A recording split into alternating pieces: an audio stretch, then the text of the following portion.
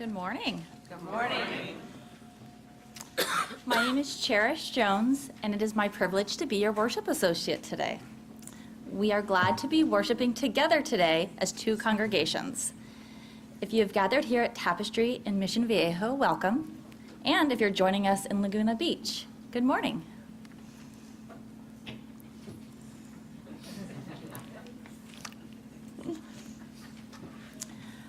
Here, let us find a house of welcoming.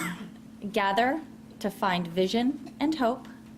Be received as we truly are, unique and beautiful.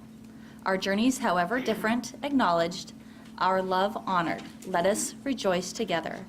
Welcome to this good place, Tapestry, a Unitarian Universalist congregation. Happy Mother's Day. Today, as we continue our month's theme of acceptance, it makes me think about acceptance as a mother. Being a type A, overly organized person, the single hardest thing I had to accept when I became a mom was the fact that I was no longer in control of anything ever again. The universe must have felt that I really needed to learn this lesson even before I literally had my first child. We had decided to wait to have kids until we were married for quite a few years, as to make sure that we were in a perfect financial situation when we wanted to have a family. That's a joke. So by the time we were finally ready to have kids, the universe made its first attempt to teach me the lesson of out of control. Although I wanted kids now, and we certainly tried, it took us years and years and tests before I finally became pregnant. But at least now I was pregnant, and I had a due date, which was fantastic in my overly organized head. And oh, I planned. So much so that by the time my third trimester had started, I had everything all set, including my bag packed for the hospital. I was so on top of this mothering thing. So imagine our surprise when in my last trimester, Brett and I were told that the company that we both worked for was laying off 95% of its workforce. There goes that whole financially ready plan. Dang universe, it was trying to teach me the lesson again. But we were okay, all was okay, and my due date was fast approaching. As I was counting down the days and then hours before my daughter was born. So to drive home that lesson one last time of how many times is it going to take me to learn that I was not in control of everything, my due date came and went for an additional 14 days. Finally, we welcomed our daughter into this world, and I became a mom, and although I must be reminded every so often, I have come to embrace living each day as it comes, one at a time, and the wonderful spontaneity that parenting has brought. Now, if you would kindly turn off any device that might be disruptive during our worship time together. It's great to reconnect with friends on Sunday. We also want to welcome any newcomers to our community. If you're visiting Tapestry or UUFLB for the first or second time, would you please take a moment and stand or wave a hand in the air so we may welcome you? Any newcomers here today? Hi, welcome. Good morning. How about in Laguna Beach? Heavy visitors here today. We got one back. Welcome. Anyone else? Make sure and greet our visitors during the coffee and conversation following the service. Back to Tapestry. You can find information about these upcoming events, programs, groups, and upcoming worship services in your order of service, in our newsletters, or on the websites. The flaming chalice is the central symbol of our Unitarian Universalist faith tradition. As a unifying ritual, we will light the chalice here at Tapestry as well as in Laguna Beach. This morning, here at Tapestry, Celia Young will light our flaming chalice.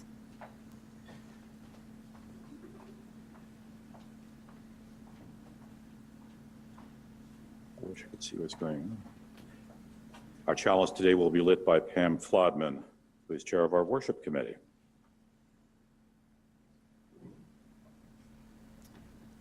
At times, our own light goes out and is rekindled by a spark from another person. Each of us has cause to think with deep gratitude of those who have lit the flame within us. Our call to worship this morning comes from Amy Young.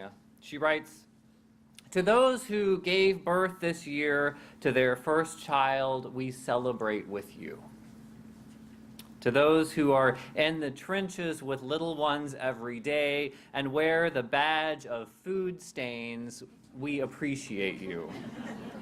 To those who experienced loss through miscarriage, failed adoption, or running away, we mourn with you. To those who walk the hard path of infertility, fraught with pokes, prods, tears, and disappointment, we walk with you. Forgive us when we say foolish things. We don't mean to make it harder than it is. For those who are foster moms, mentor moms, and spiritual moms, we need you. For those who have warm and close relationships with your children, we celebrate with you. For those who have disappointment or heartache with your children, we sit with you. For those who lost their moms this year, we grieve with you. For those who experienced abuse, we acknowledge your experience.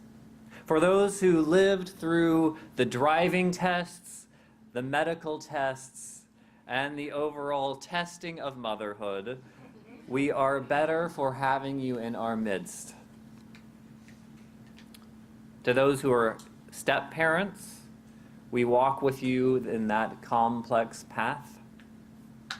For those who envisioned lavishing love on grandchildren, yet that dream is not to be, we grieve with you. For those who will have emptier nests this coming year, we grieve and rejoice with you. This Mother's Day, we walk with you. Mothering is not for the faint of heart, and we have real warriors in our midst. So let us join together in worship now, remembering the bumpy journey of parenting that has brought us all to this point, here, now, today, together. Welcome to our time of worship. Every Sunday when we gather and worship, we lift up the sorrows and celebrations that make up our lives. Some do that by lighting a candle in silent recognition. That's a lot of candles today.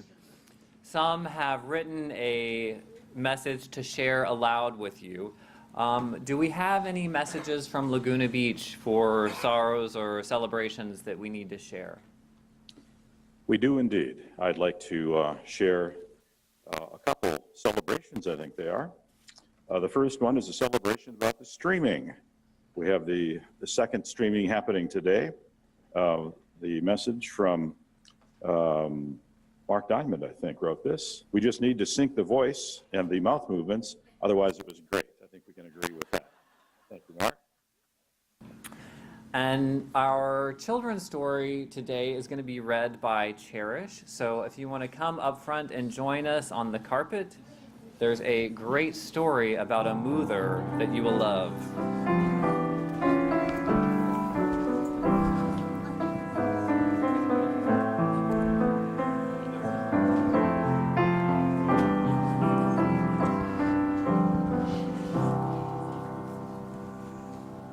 Hi, guys. Today's story is called The Cow That Was the Best Moother.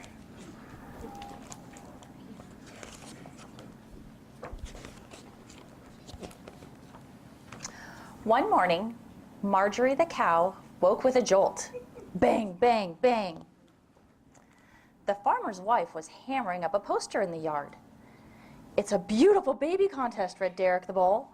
"This afternoon, strictly cows only." "Oh," said the lady cows. They were so extremely excited. So was Marjorie. Her baby Daisy had been a special cow since the very moment she hatched from her egg. All the baby cows started practicing for the contest. Their moms taught them to swish their tails, trot up and down, and moo so delightfully. Marjorie wanted to help Daisy, but Daisy was too busy with the chickens. The other cows were starting to talk. Daisy's very small for a cow. We hear she's not even chewing cud yet. Marjorie didn't listen. She knew that Daisy was perfect. Soon it was time for the contest to begin. Derek herded the spectators into the yard. "Good luck, Marge," called the chickens. There were babies everywhere. A nervous hush fell over the barn as the farmer's wife appeared. Carefully, she studied the babies, checking behind their ears and trotting them around the yard a bit. Finally, she reached Daisy. Marjorie felt proud. But as the farmer's wife bent down, Daisy noticed something wriggling in her hat.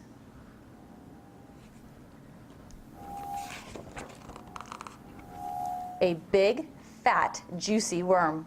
Gulp. Daisy swallowed it whole. The farmer's wife turned green. A chicken, she spluttered, and she fainted. Thump. "Well, I never," whispered the other cows, and they all began to laugh. Soon, the whole yard was in hysterics. Marjorie scooped Daisy into her arms. "Daisy might not be like your baby," she said, "but she's mine, and I love her." Well, you could almost hear a pin drop. "Glad to hear it," said Derek all of a sudden, and he promptly slapped a large award on Marjorie's chest. "Best in show," he said, "for being the world's best mom." Derek gave Marjorie a big, wet kiss. "Aw," sighed the chickens, and Marjorie blushed all over. The end.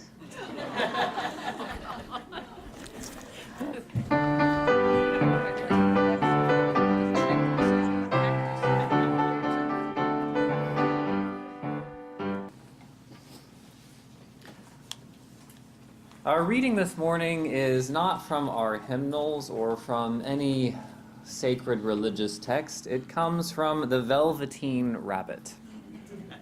It's not a responsive reading, so I'll read it for you. The Skin Horse had lived longer in the nursery than any of the others. He was so old that his brown coat was bald in patches and showed the seams underneath, and most of the hairs in his tail had been pulled out to string bead necklaces. He was wise, for he had seen a long succession of mechanical toys arrive to boast and swagger, and by break their mainsprings and pass away, and he knew that they were only toys and would never turn into anything real. For nursery magic is very strange and wonderful, and only those playthings that are old and wise and experienced, like the Skin Horse, understand all about it. "What is real?" asked the rabbit one day, when they were lying side by side near the nursery fender, before Nana came to tidy the room. "Does it mean having things that buzz inside you and a stick-out handle?" "Real isn't how you're made," said the Skin Horse. "It's a thing that happens to you. When a child loves you for a long, long time, not just to play with, but really loves you, then you become real." "Does it hurt?" asked the rabbit. "Sometimes," said the Skin Horse, for he was always truthful. "When you're real, you don't mind being hurt." "Does it happen all at once, like being wound up, or bit by bit?" asked the rabbit. "It doesn't happen all at once," said the Skin Horse. "You become. It takes a long time.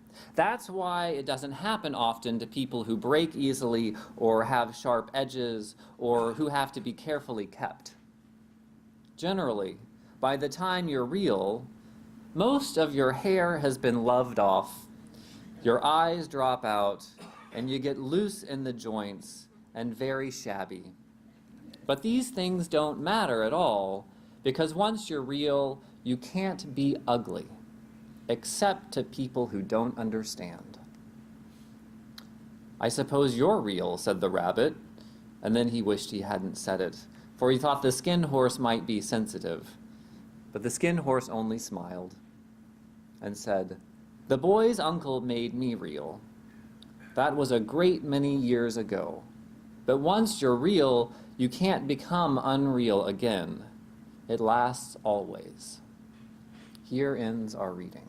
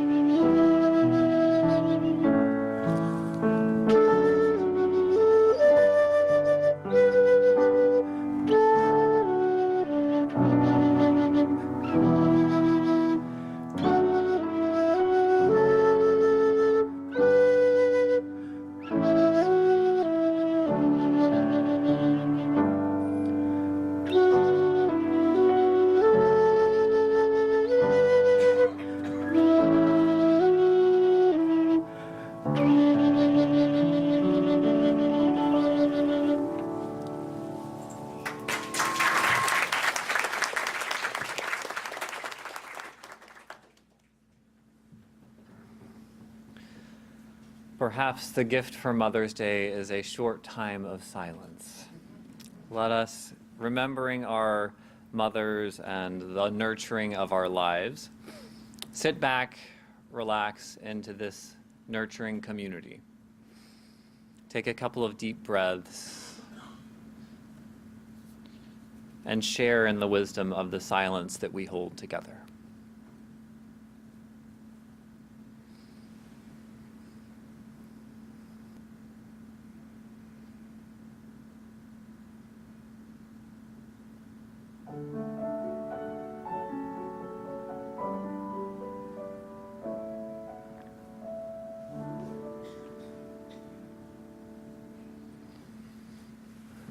Namaste. Amen and blessed be.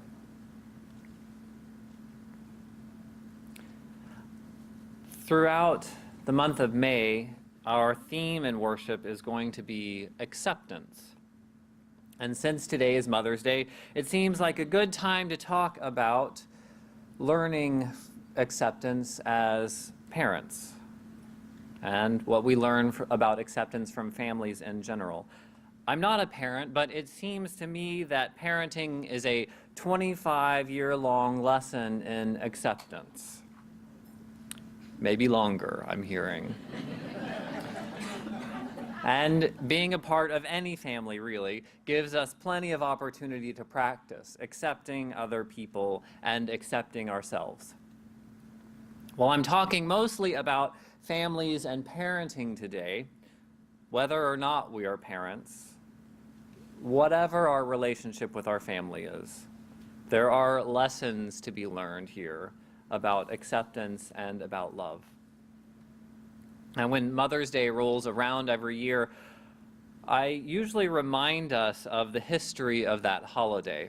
Now, one reason is that it started with a Unitarian anti-war activist, and I love that fact. The other reason is that it brings a very fluffy Hallmark holiday down to earth.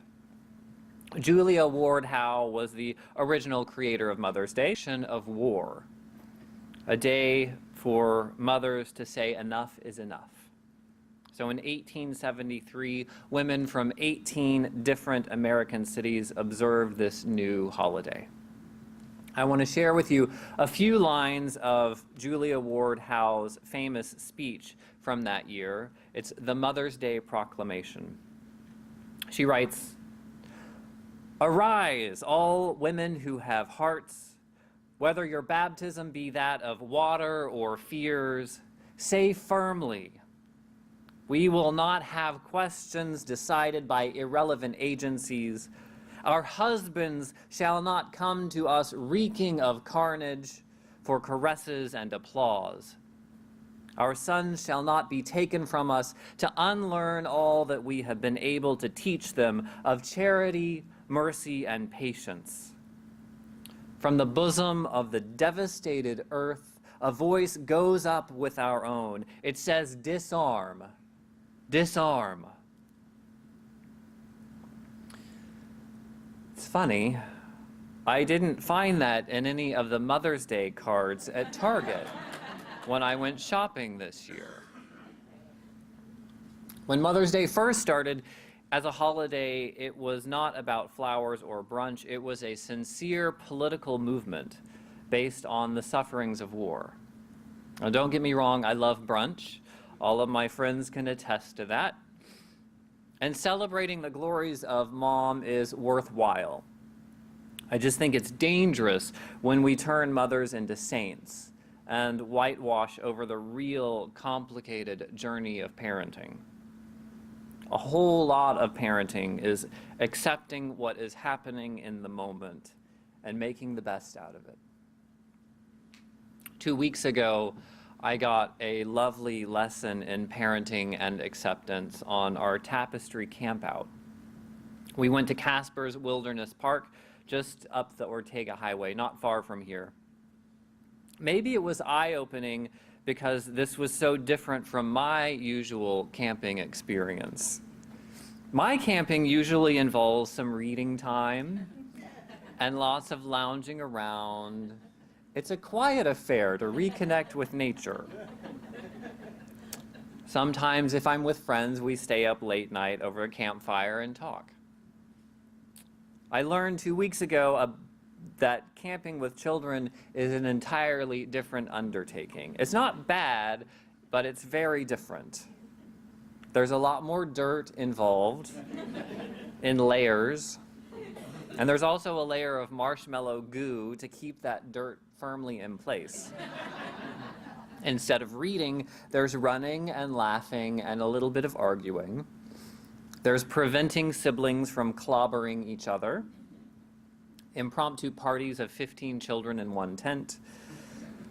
There's a lot of fun if you can just accept what's going on. You have to accept the layer of dirt is going to stay there until you get home. Accept the diets run amok, accept that bedtime might fly out the window, accept the bumps and bruises. As long as there's no trip to the emergency room, it's a success. If you relax enough to accept the imperfections of camping with kids, it can be a blast. Usually when we get to that word acceptance, our minds drift to the idea of accepting other people or accepting ourselves. And that kind of acceptance is pretty darn complicated. Not only is it difficult, but there are limits to what we should accept from other people. We don't have to accept what other people say about us or do. We don't even have to accept all of our own shortcomings. A lot of them can be improved upon. So before jumping into accepting people, either others or ourselves, perhaps we should start just with accepting the reality of the situation we're in. Accepting what is. Now, Maya Angelou has a famous wisdom saying that Oprah Winfrey helped popularize. Maya Angelou says, "When someone shows you who they are, believe them the first time." How many times in our lives do we feel surprised when someone we know lashes out or doesn't follow through? How many times do we will ourselves to forget another person's shortcomings? In the interview between these two women, Oprah talks a little bit about how she learned this lesson in her 20s when it came to romantic relationships.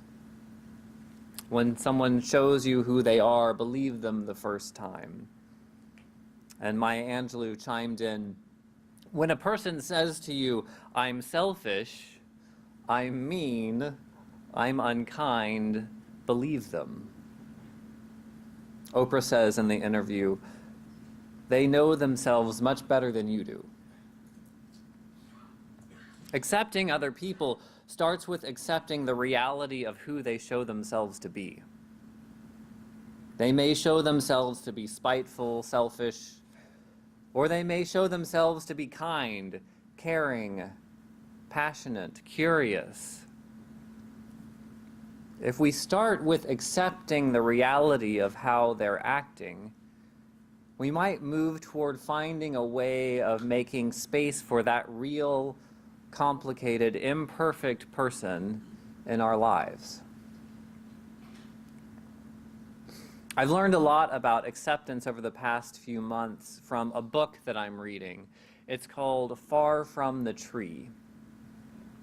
It dives into the lives of families where a child has a defining characteristic that's different from the rest of the family. The title, obviously, is a play on the myth that the apple doesn't fall far from the tree. In some families, children have characteristics that are completely foreign to the experience of their parents. Now, each chapter explores a different characteristics. The chapters have titles like deaf, dwarves, schizophrenia, prodigies, crime, and transgender. At 700 pages, it's a little bit of a daunting book. I told you I've been reading it for months, but it's really amazing. At a purely curious level, there's a lot to learn about each of these particular circumstances and the way families navigate them. But more importantly, through each of these experiences of difference, you see patterns emerge in families that find resiliency. Slowly but surely, you realize that many of the hard lessons of their experience can translate into lots of different families. Useful lessons for all families, even those that think they're normal, whatever that means. So in each one of these situations of difference within the family, accepting the reality of the situation is a huge but necessary hurdle for moving forward. When we so fiercely want to accept and love a person, especially our own child, it can be daunting to accept the reality of what is. Over and over again, these families found that coming to terms with the reality of the situation was a critical step before moving forward. It allowed them to begin to love their children completely, not in spite of who they were, but to love them fully because of who they were. Now, kids seem to have this incredible gift for acceptance. They see people through their own eyes without hesitation. They don't filter their judgments through what should be acceptable or what they see on TV. Now, something my niece said one day has stuck in my mind. It's just indicative of how children, their judgment is very different. My niece and my mom are very close. They have a blast together. They go on all sorts of adventures. And one day they were hanging out, and my niece looked at my mom with this curious look, and she said, "Susu," that's what she calls her. "Susu, why does your face look like that?" It took her about 2 seconds to realize that she was talking about wrinkles. Why does your face look like that? It's wonderful how kids have a completely different framework of what is good or acceptable. Aging skin is nothing to be embarrassed about or not talked about. It was just a curious reality. Children's acceptance has nothing to do with societal norms or standards. It's based on a one-on-one relationship. That's another one of the lessons that emerges in this book, Far from the Tree. In coming to love and care for their children, parents realized that acceptance wasn't based on an ability to achieve a particular goal or adhere to some idea of normal. Acceptance isn't based on an exterior definition of what's good. It's based on that one individual's unique beauty and inherent worth. Also, parents learned to appreciate the unexpected journey that their particular child brought to the family. Over and over again, their unique situations redefine the family. Mothers, in particular, talked about how they found themselves becoming outspoken advocates for issues that they knew absolutely nothing about before their child was born. And parents found depths of compassion that they never knew they had in them. And they met other people, families like their own, that they never would have met otherwise. Certainly, a lot of them wouldn't have chosen this particular path, but they came to recognize the opportunity to learn and to love more deeply that came into the world because their child is that individual. Another theme that emerges in the book is the realization between parents and children that their experience of the world is fundamentally different. This is a hard lesson. The sense of that gap in experience is particularly clear in the chapter about deaf children. Some chasms in experience just can't be crossed. A hearing person can't experience the world as a deaf person does. We don't experience that sense of solitude or peacefulness of a totally silent world. Even hearing people who learn sign language can't fully know how those hand gestures signify the experience of a silent world. That may be one of the most difficult challenges in parenting, accepting that our children experience the world in ways we cannot understand and we cannot teach them about. Their journey is their own. To some extent, the gap emerges in all parent-child relationships. We can't walk a mile in another person's shoes no matter how hard we try. And accepting that other person means accepting that at some level, we will never completely understand them. And that's okay. After all, it's that unique journey that makes that individual become themselves.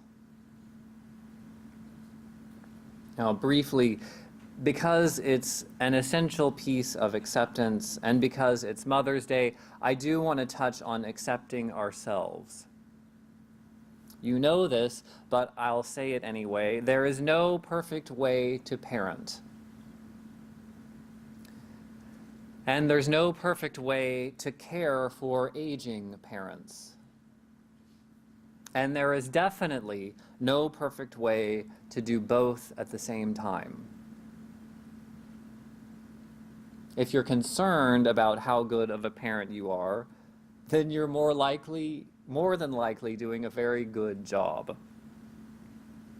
As a non-parent, I may be getting beyond my expertise, but I imagine it's incredibly stressful. Not just the logistics. The logistics alone make my head spin. But the hoping desperately that you're doing an okay job molding and coaching this little human being. Now, your young children can't tell you yet with any knowledge or sincerity, so trust me when I say it for them, you're doing a good job. It's okay to be proud of what you've done, the work that you've put into it. It's a very messy job, and you're doing pretty darn good. So this morning's reading from the Velveteen Rabbit tugs at my heart every time I read it. This long, bumpy journey of a toy becoming real, to me, describes the interconnection between accepting others, being accepted by others, and accepting ourselves. I suppose those three pieces could be separated out, but not very easily. In learning to accept others, we learn to accept imperfection. We learn to make space in our lives for the perfectly imperfect soul that we love. And when we come to terms with their perfect imperfections, we realize that our own shortcomings aren't so insurmountable. We too are good enough, in spite of who we are. Not in spite of who we are, but because of who we are. And being accepted, being loved by others, gives us the courage to open our hearts to an imperfect and sometimes dangerous journey of caring. Knowing that you're accepted as you are is an invaluable foundation. Maybe you can separate them out, but it seems that the clearest journey comes when they are all together. Accepting others, being accepted, and accepting ourselves. I want to close our time together with revisiting a little bit of that passage from the Velveteen Rabbit. It doesn't happen all at once, said the Skin Horse. You become real. It takes a long time. Generally, by the time you're real, most of your hair has been loved off, and your eyes drop out and you get loose in the joints and very shabby. But these things don't matter at all, because once you're real, you can't be ugly, except to people who don't understand. Amen. Each of us in our own way nurtures others. Am I reading your? You are. I am reading it. I'm like, that's not what I wrote. I apologize. That's awesome. We extinguish this flame, knowing the light remains in the warmth and compassion of our hearts until we are together again. I'm going to take a nap for my Mother's Day. Would you take the hand of someone near you for our closing words?